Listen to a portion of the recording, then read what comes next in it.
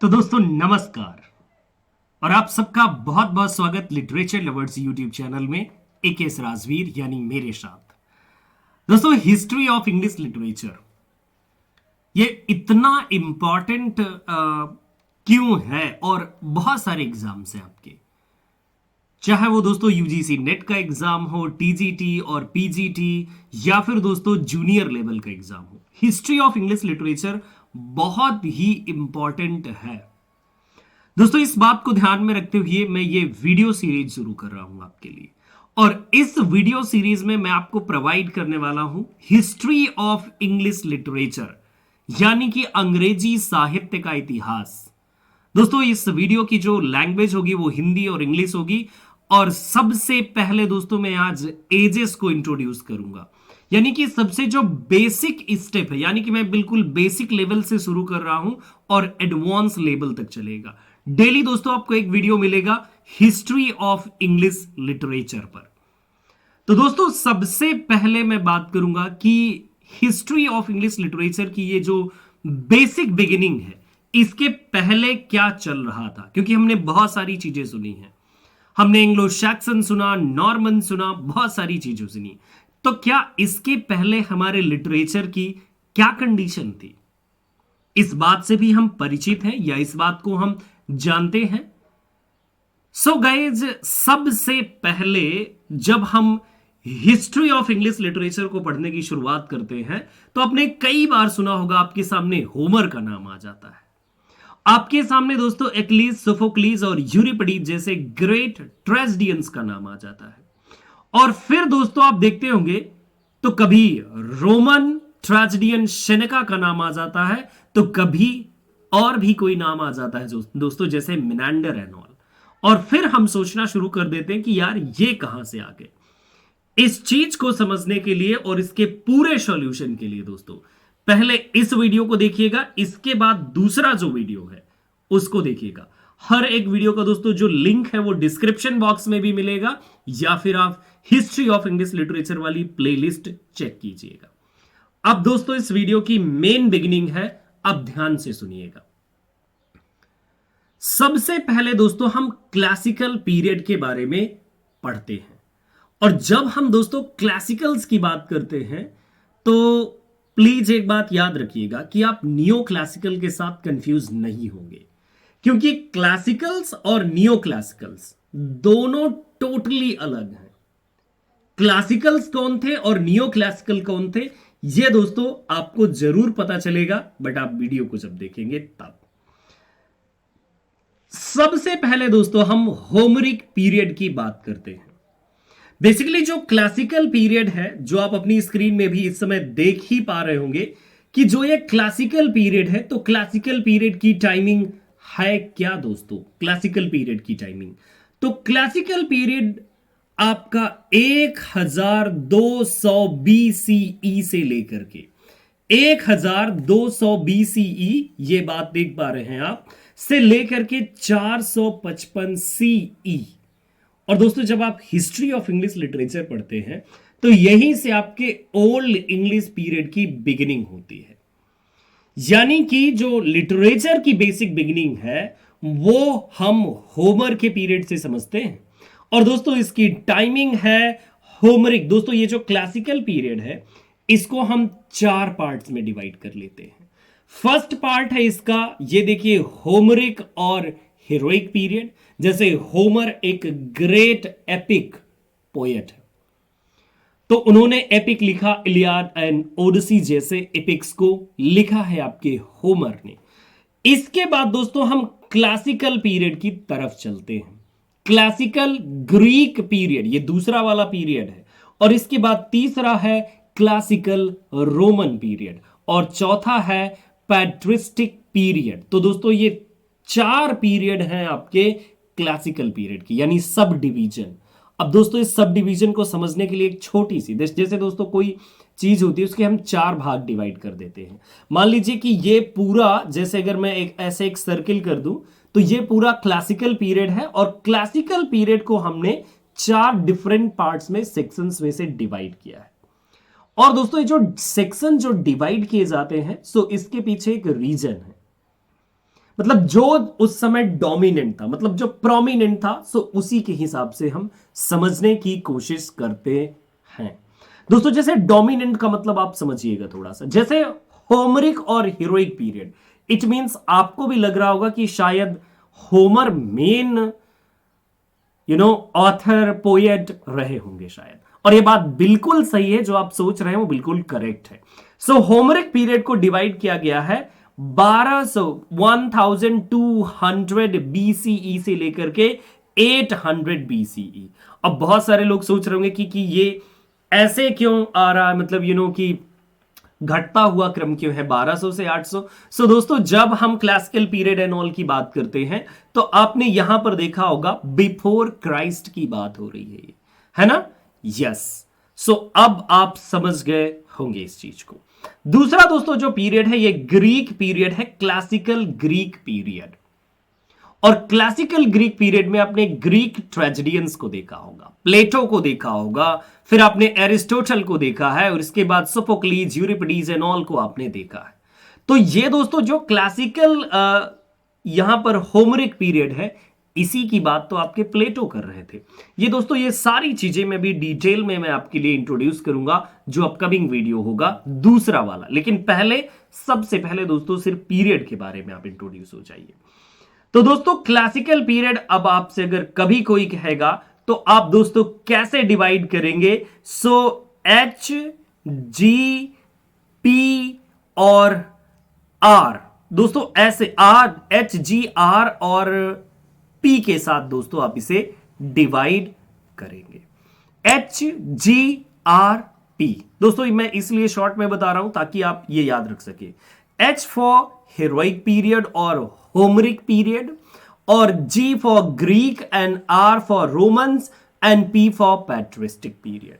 तो दोस्तों अब आपको, मुझे लगता है ये याद रहेगा, classical period can be divided into 4 parts: Homeric period, Greek period, Roman period and patristic period. So दोस्तों ये आपके 4 पीरियड हैं क्लासिकल पीरियड के।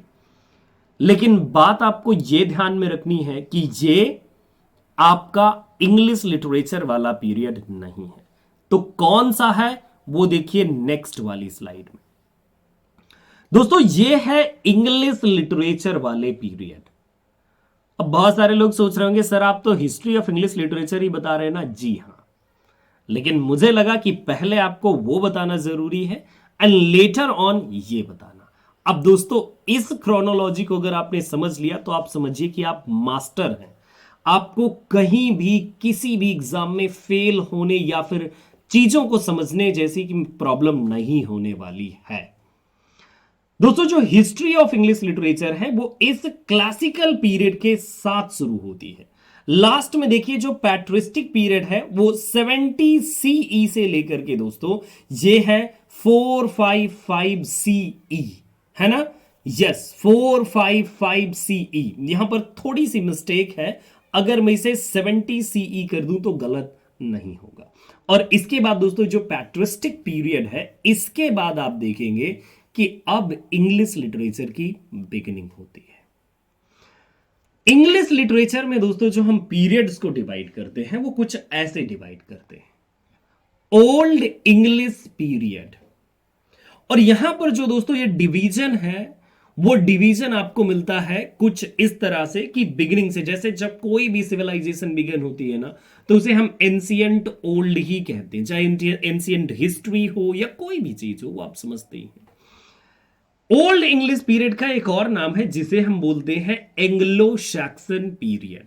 और दोस्तों एंग्लो सैक्सन हम क्यों कहते हैं, यानी एंजल्स और सैक्सन्स एंड ज्यूट्स, तो ये जो दोस्तों ट्राइब्स थी ये इनके साथ एसोसिएटेड है। जो अगला मेरा वीडियो होगा वो ओल्ड इंग्लिश पीरियड और क्लासिकल पीरियड को मिक्स करके एक वीडियो में बनाऊंगा, ठीक है? तो उसमें देखिएगा। लेकिन यहां पर यह याद रखना जरूरी है कि जो ओल्ड इंग्लिश पीरियड है वो शुरू कहां से होता है, वो 450 सीई से 1066 सीई तक चलता है। 450 से 450 टू 1066। तो अब दोस्तों आप यहां पर देख रहे होंगे कि 455 है, तो हां दोस्तों कहीं पर आपको 455 मिलेगा और कहीं पर 450, लेकिन मैं कहूंगा आपसे 450 is the best one. Anglo Saxon period 450 to 1066, क्योंकि 1066 में कुछ हुआ था। ये जो दोस्तों एंग्लो सैक्सन्स थे, अब इसके बाद जो इंग्लैंड में है वो नॉर्मन्स आ जाते हैं। तो इसीलिए दोस्तों जो मिडिल पीरियड है और मिडिल इंग्लिश पीरियड 1066 से बिगिन होता है और 1500 तक ये चलता रहता है। और इस पीरियड को समझने के लिए दोस्तों आपको कभी कभी आपको कुछ ऐसा भी मिल जाता है कि 15 ये जो गाइस 15 जो 50 भी कहीं कहीं आपको देखने को मिल सकता है, लेकिन ये कोई रिलेवेंट नहीं है, मुझे नहीं लगता कि ये रिलेवेंट है। जो मैंने मोस्ट ऑफ द टाइम जो चीजें मुझे मिली वो मैंने आपको यहां पर क्लियर की। हां, तो इसे आप याद रखिएगा। लेकिन in between middle English period में दोस्तों एक बहुत इंपॉर्टेंट इंसिडेंट है जो मैं आपको मिडिल इंग्लिश पीरियड जब पढ़ाऊंगा तब बताऊंगा, वही गाइस फॉल ऑफ कॉन्स्टेंटिनोपल, है ना, वो चीज मैं आपको बताऊंगा। सो मिडिल इंग्लिश पीरियड को भी दोस्तों दो पार्ट्स में डिवाइड किया गया है, Anglo Norman period and age of Chaucer, यानी कि जोफ्री चासर, जिन्हें आप फादर ऑफ इंग्लिश लिटरेचर बोलते हैं। एंग्लो नॉर्मन पीरियड, सो दोस्तों ये 1066 है ना, सो अब नॉर्मन्स आ चुके थे इंग्लैंड में। वो आए थे कहां से? फ्रांस, नॉर्मंडी से विलियम द कंकरर आया था। अब इसके बारे में जो डिटेल इंफॉर्मेशन होगी वो नॉर्मन पीरियड में आपको मिलेगी। एज ऑफ चौसर इसके बाद दोस्तों, तो चौसर की एज ऑफ चौसर वो 1340 से बिगिन होकर के 1400 में फिनिश्ड हो जाती है। और इसके बाद दोस्तों, इसके बाद आया रेनेसा। अब ये जो दोस्तों रेनेसा पीरियड है, सो रेनेसा की बेसिक जो बिगिनिंग हम ट्रेस करते हैं कि कहां से रेनेसा बिगिन हुआ, तो दोस्तों रेनेसा की जो बहुत बेसिक बिगिनिंग को हम 1453 फॉल ऑफ कॉन्स्टेंटिनोपल के साथ हम रेनेसा की बिगिनिंग को ट्रेस करते हैं। रेनेसा को दोस्तों अगर डिवीजन की बात करें तो रेनेसा को हम रफली अगर डिवाइड करें तो हम 4 to 5 पार्ट्स में डिवाइड कर लेते हैं। कहीं कहीं पर दोस्तों आपको सिर्फ Elizabethan, Jacobean, Caroline time period या फिर दोस्तों रेनेसा, देखिए रेनेसा को जब हम डिवाइड करते हैं तो ऐसे पीरियड आपको मिलेंगे, जैसे आपको मिल जाएगा एलिजाबेथन, जैकोबियन और प्यूरिटन। सो ये EJP मिल जाता है, एलिजाबेथन, जैकोबियन और प्यूरिटन। लेकिन जो अगर ओरिजिनल डिवीजन की मैं बात करूं तो हम कुछ ऐसे डिवाइड करते हैं। एलिजाबेथन एज से पहले, एलिजाबेथन एज, क्योंकि अगर आप देख पा रहे हो सो 1500 यहां पर टाइम पीरियड है। सो एलिजाबेथन एज से पहले के पीरियड को हम अर्ली रेनेसा में डिवाइड करते हैं, EARLY and RENAISSANCE, early Renaissance में हम इसे डिवाइड करते हैं।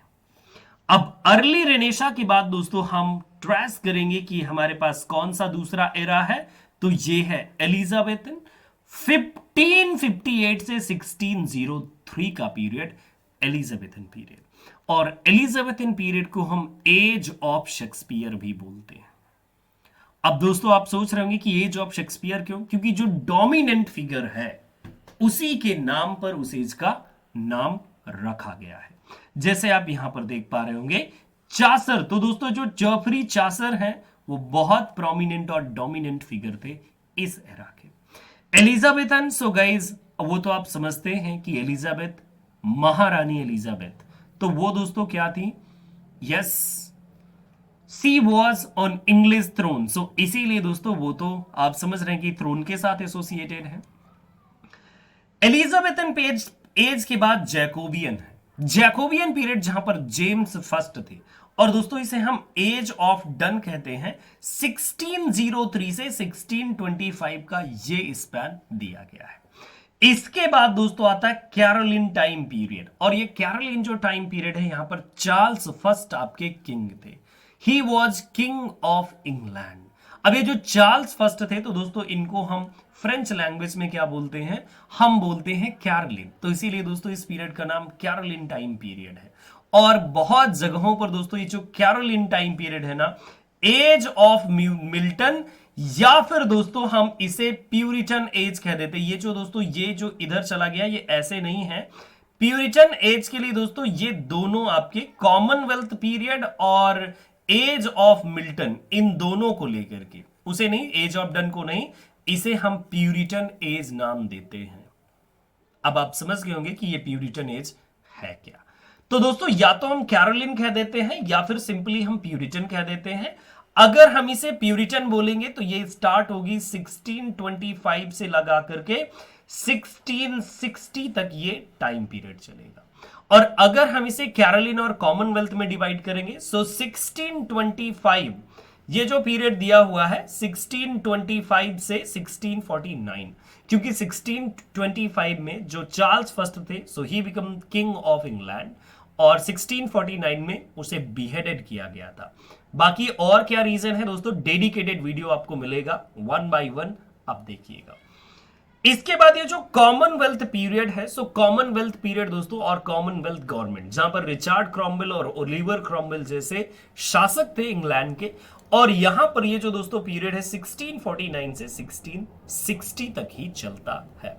तो दोस्तों ये एक पीरियड का डिवीजन है। ओल्ड इंग्लिश पीरियड, जिसे हम एंग्लो सैक्सन बोलते हैं, एंग्लो सैक्सन पीरियड।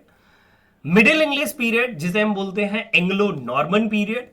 और इसके बाद दोस्तों एज ऑफ चॉसर, और इसके बाद रेनेशा। तो दोस्तों ओल्ड इंग्लिश पीरियड है ना, मिडिल इंग्लिश पीरियड, और मिडिल इंग्लिश पीरियड के बाद रेनेशा। तो दोस्तों अब हम रेनेशा की बात कर रहे हैं, है ना, यस, रेनेशा की। ये जो दोस्तों आपके लिए देखिए ये नंबर दिए हुए हैं, ये मेन एजेस है, और ये जो ए बी करके दिया हुआ है ये सब डिवीजन है। इस चीज को आप समझ लें। इसके बाद दोस्तों हम आते हैं नियो क्लासिकल पीरियड में। और अभी दोस्तों मैंने बिगिनिंग में एक चीज आपको यहां पर बताई थी कि देखिए ये क्लासिकल पीरियड है, और अब मैं दोस्तों बात कर रहा हूं आपसे नियो क्लासिकल पीरियड की। तो दोनों में डिफरेंस क्या है? डिफरेंस दोस्तों बहुत बड़ा है। ये जो क्लासिकल रोमन पीरियड है ना, ये जो क्लासिकल रोमन पीरियड है दोस्तों, तो इस टाइम पीरियड में जो किंग थे, किंग अगस्टस थे। और इनके टाइम पीरियड में दोस्तों जो ओविड एंड ऑल थे, हॉरेस एंड ऑल थे, तो ये बहुत ही ग्रेट क्रिटिक भी थे, पोएट्स भी थे, या फिर जो गाइस राइटिंग थी रोमन पीरियड की, उसको इमिटेट किया था नियो क्लासिकल्स ने। इसीलिए दोस्तों ये नियो और शूडो या फिर फेक क्लासिकल्स, मतलब क्लासिकल ना होने पर फालतू में बनावा करना, जैसे कि बहुत सारे लोग अमीर ना होने पर भी अगर अमीर होने जैसा बर्ताव करें, बिहेव करें, लाइक दैट, वो इस तरह से। तो दोस्तों नियो क्लासिकल पीरियड 1660 से स्टार्ट होता है, ये 1660 से, और बेसिकली देखिए 1785 कहीं कहीं आपको मिलेगा, या फिर दोस्तों ये आपको मिल जाता है 98 तक। लेकिन मेरा मानना है कि जो बेस्ट है आपके लिए वो 98 ही होता है। इससे क्या होता है कि आप चीजों को याद रख सकते हैं। लास्ट में मैं भी आपको बहुत अच्छे से याद करा दूंगा, चीजें और भी आपके लिए इजी हो जाएंगी, है ना। चलिए अब दोस्तों ये जो 98 की बात है, तो अब इससे हम समझने की कोशिश करते हैं कि क्या क्या हुआ इस पीरियड में। देखिए ये जो पीरियड है ये 3 पार्ट्स में डिवाइड किया गया है। जैसे आपका रेनेसा 3 पार्ट्स में है, बेसिकली वो तो 4 पार्ट्स बन जाते हैं रेनेशा के, बट 3 बेसिक पार्ट माने जाते हैं, एलिजाबेथन, जैकोबियन और प्यूरिटन। लेकिन अगर और भी हम डिवाइड करें प्यूरिटन को, तो हम प्यूरिटन को 2 पार्ट्स में डिवाइड कर लेते हैं, एक कैरोलिन टाइम पीरियड और दूसरा कॉमनवेल्थ टाइम पीरियड। बट ये सारे पार्ट हैं आपके रेनेशा के, है ना। चलिए न्यू क्लासिकल पीरियड, सो दोस्तों रेस्टोरेशन, और ये जो रेस्टोरेशन बात है ये रेस्टोरेशन ऑफ मोनार्की, और इसे हम एज ऑफ ड्राइडन कहते हैं, क्योंकि जॉन ड्राइडन इस एज के प्रोमिनेंट फिगर थे, यानी कि great critic, translator and poet laureate सब कुछ थे गाइस। इसके बाद अगस्टन पीरियड। अब अगस्टन्स की अगर मैं बात करूं आपसे, तो अगस्टन पीरियड दोस्तों ये देखिए मैंने अभी आपके सामने एक नाम लिया था, किंग अगस्टस का नाम लिया था, कि जो एक रोमन किंग थे, रोमन किंग किंग अगस्टस, जो रोमन पीरियड से जिनकी बिलोंगिंग थी। तो उसी पीरियड के जो प्रोमिनेंट फिगर्स थे, ऑथर्स थे, उनको इमिटेट किया गया अगस्टन एरा में। और दोस्तों इसे हम एज ऑफ पोप बोलते हैं। एज ऑफ पोप मतलब एलेक्जेंडर पोप। एलेक्जेंडर पोप बहुत प्रोमिनेंट फिगर थे इस पीरियड के। और इसके बाद आती है दोस्तों एज ऑफ सेंसिबिलिटी, और एज ऑफ जॉनसन, और एज ऑफ दोस्तों रीजन और प्रोज भी मिल जाता है आपको, जिसको मैथ्यू और नॉल ने age of prose and reason कहा। इसी टाइम पीरियड में आपको नॉवल का डेवलपमेंट भी मिलता है इस पीरियड में। दोस्तों एज ऑफ जॉनसन, जिसे हम ट्रांजिशनल एज भी जानते हैं, age of sensibility, age of transition, है ना, तो कुछ इस टाइप के हम नेम देते हैं। नियो क्लासिकल एज 3 पार्ट्स में डिवाइड है, और इसके लिए 1745 से 1785 या तो 98। तो दोस्तों कुछ इस टाइप से डिवीजन मिलता है। एक मिनट दोस्तों, मैं थोड़ा सा एडिटिंग कर दूं यहां पर, और एडिट करके मैं चाहता हूं कि आपको मैं थोड़ा सा क्लियर आपको एक पॉइंट ऑफ व्यू मिल जाए, ताकि आपको कंफ्यूजन ना हो किसी भी टाइप का, है ना, क्योंकि ये कंफ्यूजन जो होता है बहुत बड़ा होता है। तो देखिए ये वाली एज है जिसे हम प्यूरिटन बोलते हैं ना, और इसको मैं 98 करना चाहूंगा, क्योंकि ये जरूरी है 98 करना, है ना। तो इसे देखिए मैंने 98 कर दिया। और अगर कोई ये वाली एक थोड़ी सी मिस्टेक है तो इसको भी हम 98 कर देते हैं। सिंपल दोस्तों, अब आप समझ गए होंगे कि हम कुछ इस टाइप का, ये जो न्यू है, इस टाइप का हम डिवीजन रखते हैं। और ये देख लीजिए, अब आपको मुझे लगता है एडिटेड फॉर्म मिल गया होगा। प्यूरिटन। अब बात आती है दोस्तों एक और इंपॉर्टेंट, कि इसके बाद हमारा रोमांटिक एरा आ जाता है। रोमांटिक एरा, तो मैं दोस्तों आपको बता दूं कि देखिए रोमांटिक एरा को कहीं पर डिवाइड नहीं किया गया है, और रोमांटिक एरा के लिए आपको 2 डेट्स मिलेंगी, 1832 और एक मिलती है 37। तो दोस्तों मैं आपसे कहूंगा 1798 से 1837 आप मानिएगा। क्यों? With publication of lyrical ballad 1798 और 1837 यानी कि queen Victoria on English throne. तो बिल्कुल दोस्तों अब आपको याद रहेगा ये। अब यहां पर देखिए ये जो 32 एंड ऑल दिया हुआ है, अब इसको समझ लेते हैं। इस 32 को मैं कहूंगा ऐसे कट कर लीजिएगा आप, और यहां पर आ जाइएगा 7 पर, क्योंकि ये बहुत ही सिंपल रहेगा आपके लिए। और देखिए अभी मैं खुद ही इसको कट किए दे रहा हूं, क्योंकि मैंने पहले लिखा था और मैंने सोचा था कि मैं जब भी आपको पढ़ाऊंगा तो उस समय ही मैं एडिट करूंगा, और एडिट करने के बाद दोस्तों बिल्कुल क्लियर कट आपको एक इमेज मिल जाएगी कि अच्छा ये बात है।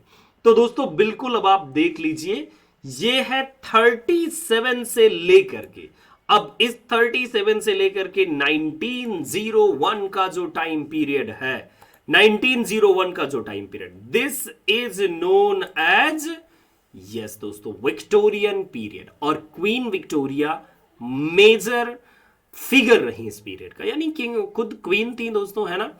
अब इस चीज को और समझ लें, क्या विक्टोरियन एज को डिवाइड किया गया? देखिए यहां पर आपने देखा रोमांटिक पीरियड को कुछ नहीं डिवाइड किया गया।